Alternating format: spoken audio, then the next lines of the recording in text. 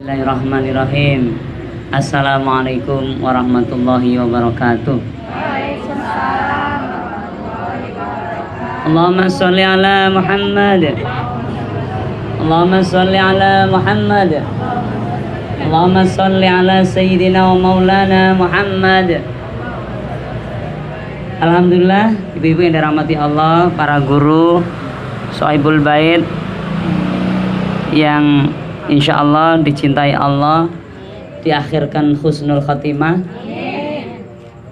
dipertemukan kembali di surga. Ummu Salamah baru berapa bulan yang lalu udah lupa. Ya Allah ya. Oke, insya Allah salihah ya. Ummu Salamah salihah, amin ya Allah. Ibu-ibu, malam hari ini saya akan berbagi tentang 3 surat yang luar biasa. Nah, insya Allah ya, sebentar insya Allah. Yang pertama surat Al-Ikhlas. Terus bawahnya Al-Ikhlas itu apa? Kalau mau selesai mas itu, setelah Al-Ikhlas apa?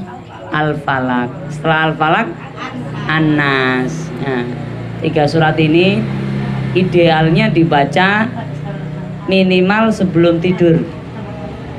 Sudah rutin Bu ya? Alhamdulillah. Pokoknya gitu, sebelum jawab alhamdulillah dulu saya. Ya, khawatir ada yang belum ya. Ya. Ibu-ibu, ya, surat Al-Ikhlas itu luar biasa. Saya bacakan ya. Nanti saya kirim ke grup ya, atau ke Budian nanti dikirim ke grup. Keutamaan surat Al-Ikhlas, yang lagi mencatat boleh, yang enggak baca catatan ya direkam pakai hatinya ya, dikit-dikit nempel, tapi yang paling penting diamalkan ya. Ini pengertiannya dulu ya, biar kita tahu. Abu Sa'id Al-Khudri meriwayatkan Rasulullah bersabda, apakah salah seorang ya teman kalian tidak mampu membaca sepertiga Al-Quran dalam semalam? Nah, kita kira-kira pernah nggak Bu membaca sepertiga Al-Quran dalam semalam? Sepertiga itu berarti 10 juz. Ya, 1 juz berat ya. Apalagi 10 juz ya, sepertiga Al-Quran dalam semalam ya. Nah, kemudian hal itu ya memberatkan para sahabat. Lalu mereka bertanya, adakah di antara kami yang mampu melakukannya wahai Rasulullah? Beliau menjawab, surat Al-Ikhlas adalah sepertiga Al-Quran. Hadis riwayat Ahmad dan Bukhari. Jadi membaca surat Al-Ikhlas 1 kali sama dengan 10 juz. Alhamdulillah. Ya, makanya guru-guru ngaji kita dulu itu ngajarkan Al-Ikhlas Bu. Ya, bukan sekedar artinya tentang tauhid, tetapi juga pahalanya luar biasa. Seimbang dengan 10 juz. Tapi kira-kira lebih bagus mana? Al-Ikhlas dan membaca 10 juz. Ya, dua-duanya bagus. Kalau disuruh milih lebih bagus mana tergantung kondisi. Kalau kita pas capek banget 1 juz saja berat, apalagi 10 juz. Jangan nunggu 10 juz, segera aja baca surat Al-Ikhlas gitu ya. Jadi baca 1 kali surat Al-Ikhlas sama dengan sepertiga Al-Quran. Diingat Bu ya. Insya Allah kita ingat bersamaan. Nah, itu. Kemudian surat Al-Falaq. Dari Al-Ikhlas ya, Al-Falaq. Keutamaan surat Al-Falaq. Ubay bin Amr meriwayatkan Rasulullah bersabda, tidakkah kamu melihat ayat-ayat yang diturunkan tadi malam yang tidak ada satu pun yang menyamainya, ya, yaitu surat Al-Falaq dan surat An-Nas. Hadis riwayat Muslim, Ahmad, At-Tirmidzi ya, dan An-Nasai. Jadi kemuliaan surat Al-Falaq dan An-Nas ini luar biasa. 2 surat ini disebut dengan Al-Mu'awwidhatain. Apa itu Bu? Al-Mu'awwidhatain, 2 surat perlindungan. Jadi kalau kita baca 2 surat ini, kita dilindungi oleh Allah. Ya, gitu. Sa'id Al-Khudri meriwayatkan bahwa Rasulullah selalu berlindung dari kejahatan jin dan kejahatan manusia. Ketika surat Al-Mu'awwidhatain ini turun, beliau ya berpegang pada keduanya dan meninggalkan yang lain. Nah ini Masya Allah. Jadi ini al-muawwidhatain, luar biasa ya. Ini al-falaq an-nas ya. Aisyah meriwayatkan bahwa Lubaid bin Al-Asam ya, al-Yahudi menyihir Nabi ya. Nabi dulu pernah disihir. Lalu turunlah surat al-muawwidhatain, yaitu surat al-falaq dan an-nas ya. Setiap kali Nabi membaca satu ayat, satu tali pun terputus. Begitu seterusnya hingga seluruh tali terlepas. Jibril langsung meruqyah ya beliau dengan bacaan ya, dengan menyebut nama Allah, aku meruqyahmu dari segala yang menyakitimu, keburukan, pendengki dan kejahatan. Semoga Allah menyembuhkanmu. Pengaruh sihir ini terhadap Nabi hanya sebatas pengaruh pada sebagian urusan duniawinya, bukan dalam perkara yang berhubungan dengan wahyu dalam keadaan sedikit pusing.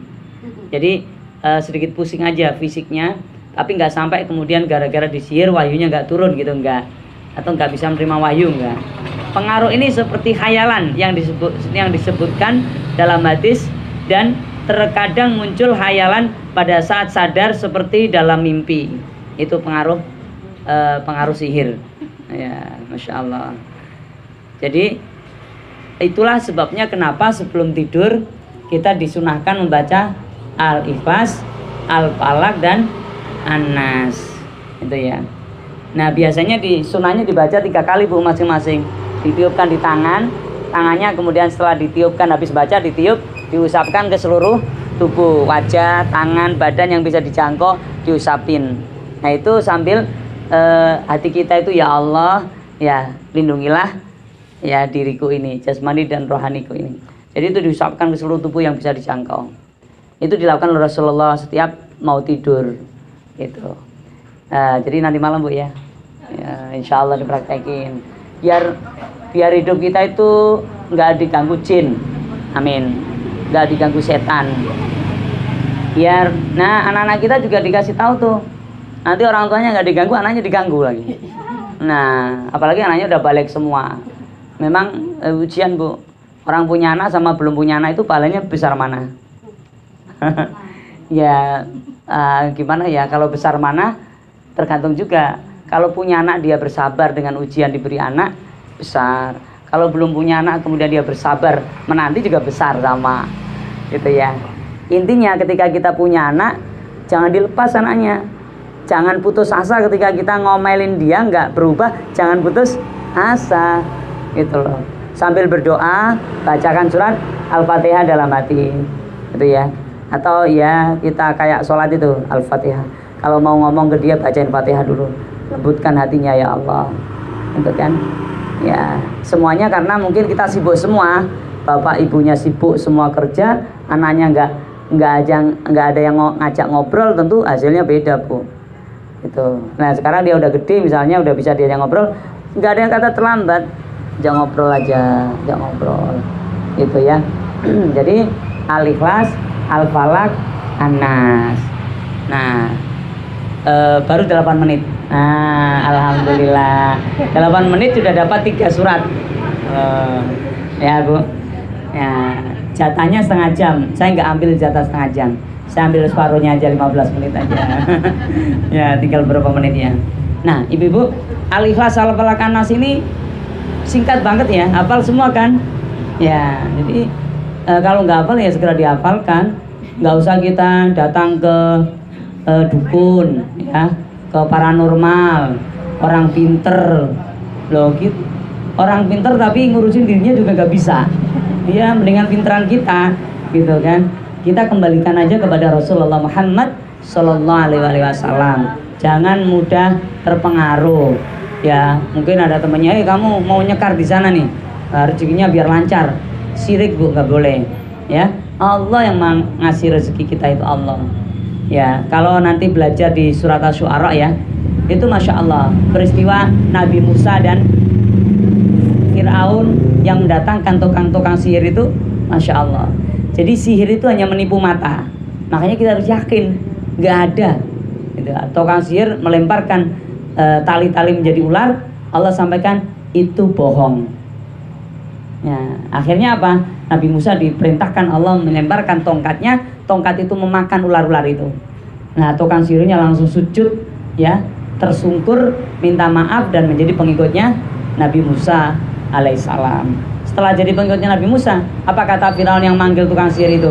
Kamu ternyata sudah bersekongkol ya, katanya. Ya, sudah. Kalian aku kasih waktu. Kalau kalian tidak mau kembali, ya mengikuti aku, maka aku akan memotong tangan dan kakimu menyilang dan aku akan menyalib kamu. Kalian semua, Masya Allah. Ada tukang sihir ini, Bu, ketika dari rumah dipanggil, yang manggil Firaun, anak buahnya, tentara-tentara itu dipanggil, diumumin, tukang-tukang sihir yang paling hebat ini dipanggil ke istana. Apa kata mereka? Ini dalam Al-Quran, Bu, surat Asy-Syu'ara. Ya, kata tukang sihir itu, kami disuruh ya sama Firaun. Iya. Terus apakah kami akan mendapatkan harta dan jabatan? Maka apa katanya? Iya, kalian akan mendapatkan harta dan kalian akan mendapatkan posisi. Dalam Al-Quran disebutkan derajat. Jadi tukang sihir ini, Bu, orang-orang pinter itu, ya, pinter nyihir, dipanggil oleh Firaun, dijanjikan kalau mampu melawan Musa dikasih uang dan dikasih jabatan. Jadi kalau dekat-dekat penguasa itu enak, Bu, dapat jabatan. Yang gak enak jadi posisi. Ya, tapi semuanya ada waktunya. Nabi Musa juga jadi oposisi tuh, gitu kan, oposisinya Firaun, malah kejam Firaun itu. Apa? Akan dipotong tangannya dan kakinya secara bersilang kalau tetap mau ikut Musa. Akhirnya dibiarin itu sampai malam, Bu. Sampai malam, sebelum malam malaikat Jibril ngasih tahu ke Musa bahwa mereka akan menyalib kamu, maka akan menangkap kalian, maka pergilah kalian. Makanya tukang-tukang sihir bersama orang-orang Yahudi yang pengikutnya Nabi Musa dulu diajak lari dari Mesir, meninggalkan Mesir, dikejar-kejar oleh Firaun. Nah, kemudian itu diabadikan dalam Al-Quran dan masuki Laut Merah, ya, Laut Merah atau Laut Hitam itu, saya lupa nih. Nah, itu kemudian bingung, dipukulkan tongkatnya, terbelah. Setelah nyampe di ujung sana, ya, lautnya menutup sehingga Firaun dan tentaranya tenggelam. Dan diabadikan dalam Al-Quran, jasadnya Firaun akan diselamatkan menjadi bukti. Dan itu baru tahun 80-an, Bu, baru ketemu, Bu. Ya, Firaun itu ditemukan di pinggir pantai, ada jasad yang usianya 3000 tahun sebelum Masehi, tapi masih lengkap badannya. Itu kan aneh itu, yang lainnya udah hancur semuanya. Itu ditemukan lagi apa? Kayak pedati atau kereta kencananya, Bu. Dokar lah, apa sini? Apa namanya? Yang dipakai kuda itu apa namanya, Bu? Odong-odong ya? Apa itu yang ada odong ya? Adong ya, adong. Ya, pokoknya yang ditarik kuda itu loh. Nah, waktu itu ya mungkin ditarik kuda juga, tapi kan dari emas dia. Mahal banget. Nah, itu ditemukan di dalam laut, Bu. Dan itu ketika dicek dengan radiokarbon usianya ya 3000-an tahun sebelum Masehi, sebelum tahun 1. Kita kan sekarang 2023. Ya, sebelum tahun 1. Itu sudah 3000 tahun sebelum tahun 1. Berarti usianya ya 5000-an lebih. Itu kalau dari sekarang, tahun yang lalu. Itu Nabi Musa dan itu diabadikan dalam Al-Quran. Makanya kalau kita ingin diselamatkan oleh Allah, termasuk keluarga kita, harus cek jamnya terus ya, jangan sampai melewat 11 menit. Ya, kasihan banget nih. Ya, 13 menit. Nah, dikit lagi. Ya, 2 menit lagi selesai. Ya. Jadi Ibu, mari kita amalkan surat Al-Ikhlas, Al-Falaq, An-Nas. Kalau nggak tahu artinya, download di internet, Bu. Cari tahu aja arti surat Al-Ikhlas, muncul itu, tinggal baca. Jadi internet jangan dibuat cuman lihat hiburan, rugi banget, Bu. Apalagi cuman lihat Korea, naudzubillah min dzalik. Jangan, Bu, ya. Masih ada nggak di sini yang suka-suka Korea gitu? Itu meracuni otak, Bu. Mohon maaf ya. Yang lagi gandrung dengan Korea-Korea itu, ingat, nanti anak-anak kita akan ikut-ikutan. Dan gak ada manfaatnya, sedikit pun gak ada manfaatnya. Malah otaknya nanti akan terpengaruh bawa ke sana, Bu. Padahal Korea itu bukan orang Islam loh. Ya, mereka nanti mohon maaf, kemungkinannya sih masuknya neraka gitu loh. Kalau mereka terus bertahan begitu, karena gini, Rasulullah itu pernah bersabda, nanti kalian akan dikumpulkan bersama orang-orang yang kalian cintai. Loh, yang di-fan itu siapa? Nge-fan pada siapa nih ketika di dunia? Nah, itu dikumpulin nanti. Yang nge-fan artis-artis, ya itu kumpul nanti di sana. Ya, nggak tahu di mana tempatnya biasanya, gitu ya. Ngefans artis-artis Korea, K-pop, Blackpink, Black Blue, Black apa lagi, macam-macam itu ya. Ya, nah BTS atau ya yang tower itu apa namanya itu. Nah gitu. Nah nanti akan dikumpulkan. Naudzubillah. Makanya kita mencintai Rasulullah, kita mengamalkan ajaran Rasulullah agar dikumpulkan bersama Rasulullah. Mengamalkan ajaran Rasulullah lain abu. Di dunia bahagia, di akhirat dikumpulkan di surga. Loh aman kok. Kita ini ya yang sudah beriman insya Allah ya amin. Kita ini beriman. Kalau kita mencoba gaya hidup kayak mereka, nggak akan bahagia bu, nggak akan. Sedikit aja nggak akan gitu. Kita ngikuti gaya hidup mereka yang mewah-mewah atau mungkin bergaul bebas, nggak akan bahagia. Hancur isinya hidup kita tuh. Itu. Karena kita sudah membawa iman gitu. Iman kita itu diperbutkan bu. Ya kemarin aja 30 perempuan wanita-wanita Australia yang masuk Islam gara-gara mereka menyaksikan pembantaian di Palestina.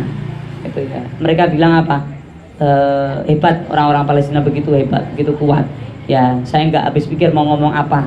Akhirnya dia tertarik pada Al-Quran, baca Al-Quran terus jadi masuk Islam. Nah kita yang beriman dari kecil kadang belum pernah baca Al-Quran. Jazakumullah khairan katsira. Subhanakallahumma bihamdik asyhadu an la ilaha illa anta astaghfiruka wa atubu ilaik. Mohon maaf sudah lebih 1,5 menit. Ya. Semoga Allah merahmati kita nanti malam. Enggak, Bu. Enggak biar cepet. Biar cepet. Enggak apa-apa. Ya, karena saya tadi juga dipesan istri saya. Jangan lama-lama gitu. Gitu ya. Pokoknya saya pengen ibu-ibu nanti ngamalin itu Al-Ikhlas, Al-Falaq, An-Nas. Nanti saya share ke Budia ini tafsirnya ini ada ya. Nanti biar dibaca ibu-ibu lagi. Tadi nggak saya baca semuanya. Ya nanti ibu baca beneran ya, janji ya. Ya nanti dibaca di rumah dan diamalkan. Pendek kok cuma 3 itu kok. Nah nanti baca 3 kali, anak-anaknya kan tiup itu ubun-ubunnya. Gitu ya, baca. Tapi pas dia tidur loh. Ya suami kita kalau agak-agak mohon maaf nakal dikit tiup waktu itu. Tuh, bacain dulu itu. Ya Al-Ikhlas, Falaq, An-Nas. Ya. Tiup lah, tiup gitu ya. Tiup ini di ubun-ubunannya nih, apa ubun-ubunnya nih. Gitu. Tapi ya jangan kencang-kencang kalau dia bangun repot gitu. Gitu. Ngapain ini? Gitu ya. Ya, terima kasih Ibu, ya. Insya Allah semoga istiqomah, semuanya sehat, ya. Semuanya nanti bisa mengamalkan 3 surat pendek ini, dan insya Allah kita dijaga, keluarga kita dijaga. Sampaikan ini ke anak-anak kita, suami kita. Yang penting kita udah nyampein, diamalin nggak terserah, gitu kan. Ini anti sihir, anti tenun, anti guna-guna. Insya Allah kalau kita amalkan ini diselamatkan Allah. Amin ya rabbal alamin. Subhanakallahumma bihamdik asyhadu an la ilaha illa anta astaghfiruka wa atubu ilaik. Ummu Salamah insyaallah salihah. Assalamualaikum warahmatullahi wabarakatuh.